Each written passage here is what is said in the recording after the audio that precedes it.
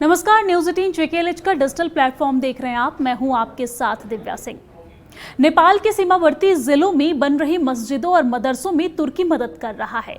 इस काम में तुर्की का एक गैर सरकारी संगठन यानी कि फाउंडेशन फॉर ह्यूमन राइट्स और IHH शामिल है। इस संगठन के चरमपंथी समूहों से संबंध होने की बात कही जाती है। इसे तुर्की सरकार और खुफिया एजेंसियों से समर्थन मिलने का आरोप है। IHH जैसे संगठन नेपाल के स्थानीय इस्लामी समूह जैसे कि स्थानीय इस्लामी संघ नेपाल ISN के साथ मिलकर अल्पसंख्यक मुस्लिम आबादी के लिए मस्जिदें, मदरसे, अनाथालय और इस्लामी केंद्र बना रहे हैं, जिसका इस्तेमाल धर्मांतरण के लिए भी किया जा रहा है। एक खुफिया रिपोर्ट के अनुसार तुर्की अब नेपाल में पाकिस्तान के साथ मिलकर भारत के हितों के लिए एक जटिल चुनौती पेश कर रहा है। रिपोर्ट में कहा गया है कि नेपाल के सीमावर्ती जिलों में तुर्की और पाकिस्तान समर्थित धार्मिक केंद्रों और नेटवर्कों का विकास भारत के लिए गंभीर और जटिल चुनौती है।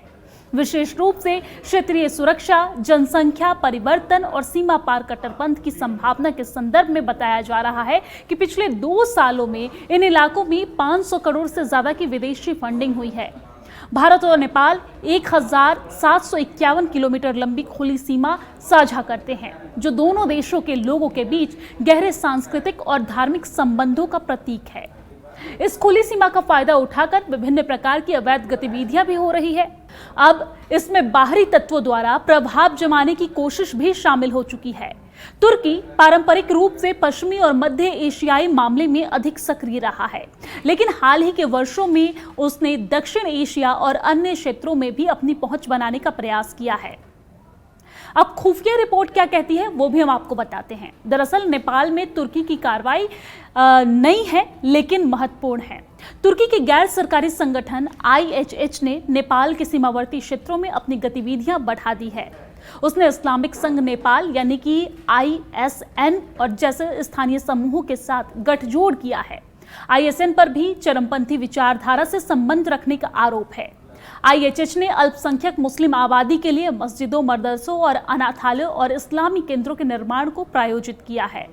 ISN से समृद्ध तुर्की अर्धसैनिक संगठन सादात की उपस्थिति इन क्षेत्रों में मलेशियाई प्रशिक्षण और गुप्त अभियानों के बारे में संदेह पैदा करती है। भारतीय खुफिया एजेंसियां इन क्षेत्रों में तुर्की समर्थित तत्वों की गतिविधियों को राष्ट्रीय सुरक्षा के लिए संभावित खतरे के रूप में देखती है। अब आपको ये भी बताएंगे कि अवैध निर्माण पर भारत किस तरीके से कार्रवाई कर रहा है। तो भारत को न केवल पाकिस्तान के छिपे नेटवर्क्स से निपटना है, बल्कि तुर्की के वैचारिक विस्तार से भी निपटना है, जिसके लिए उसे खुफिया सहयोग बढ़ाने, सख्त निर्णायक नियंत्रण और नेपाल के अधिकारियों के साथ मजबूत जुड़ाव की आवश्यकता है। जवाबी कार्रवाई में भारत अधिकारियों ने सीमा से 10 से 15 किलोमीटर के दायरे में अवैध मदरसे और मस्जिदों पर कार्रवाई शुरू कर दी है। अब आपको ये भी जानकारी देंगे कि जटिल है तुर्की समर्थित तत्वों का पनपना। वो क्यों, वो भी आपको बता देते हैं। दरअसल नेपाल सीमा पर तुर्की समर्थित तत्वों का पनपना भारत के लिए जटिल मामला है। पाकिस्तान के खुले तौर पर विरोधी रुख के विपरीत तुर्की का रुख ज्यादा सूक्ष्म है, क्योंकि वो इस्लामी नेटवर्कों के लिए मौन समर्थन के साथ साथ सॉफ्ट पावर को भी जोड़ देता है। भारत को चिंता है कि ये गतिविधियां धार्मिक कट्टरपंथ को बढ़ावा दे सकती है और सीमा सुरक्षा के लिए खतरा पैदा कर सकती है। साथ ही भारत विरोधी प्रचार के नाम पर खुले रास्ते भी हो सकते हैं। कई विश्लेषज्ञ इसे तुर्की के राष्ट्रपति के दक्षिण एशिया में अपने प्रभाव का विस्तार करने के प्रयास के रूप में देखते हैं, जो एक खिलाफत की विचारधारा को बढ़ावा देने से जुड़ा हुआ है। दरअसल नेपाल सीमा पर पाकिस्तान का प्रभाव भी देखने को मिल रहा है। पाकिस्तान ने भी अपनी जासूसी एजेंसी ISI के माध्यम से भारत नेपाल सीमा पर मस्जिदों और मदरसों के तेजी से प्रसार को फंडिंग करने में महत्वपूर्ण भूमिका निभाई है। ये काम विशेषकर उत्तर प्रदेश, बिहार और पश्चिम बंगाल की सीमा से लगे प्रांतों में किया जा रहा है। खुफिया सूत्रों के अनुसार भारत की सीमा से सटे नेपाली प्रांतों में मस्जिदों की संख्या 2018 में 760 से बढ़कर 2021 में 1000 हो गई है, यानी कि 760 से डायरेक्ट 1000, बहुत कम समय में। वहीं इस दौरान मदरसों की संख्या की अगर बात करें तो 508 से बढ़कर 645 हो गई है। ये संस्थाएं न केवल धार्मिक प्रतिष्ठान है, बल्कि इस पर भारत विरोधी भावनाएं भड़काने और सीमावर्ती क्षेत्रों में सक्रिय अपराधियों और चरमपंथी गुर्गे को पनाह देने का भी आरोप है। समस्या है खुली भारत नेपाल सीमा। जी हां, भारत नेपाल सीमा का अधिकांश भाग बिना बाड़ों का यानी कि खुला हुआ है, उबड़ खाबड़ इलाकों से होकर गुजरता है। ये स्थिति लोगों को धन और यहाँ तक कि अवैध सामानों की आवाजाही में आसानी बनाती है, यानी कि आसानी से लोग आ जा सकते हैं। इस खुलेपन ने पाकिस्तान प्रायोजित समूह को भारत के खिलाफ आतंकी अभियान चलाने के लिए नेपाल को अपने अड्डे के रूप में इस्तेमाल करने में सक्षम बनाया है। इंडियन मुजाहिदीन, लश्कर-ए-तैयबा और जैश-ए-मोहम्मद जैसे आतंकी संगठनों को वित्तीय और सैन्य सहायता नेपाली धरती के रास्ते से पहुंचाए जाने के प्रमाण मौजूद हैं।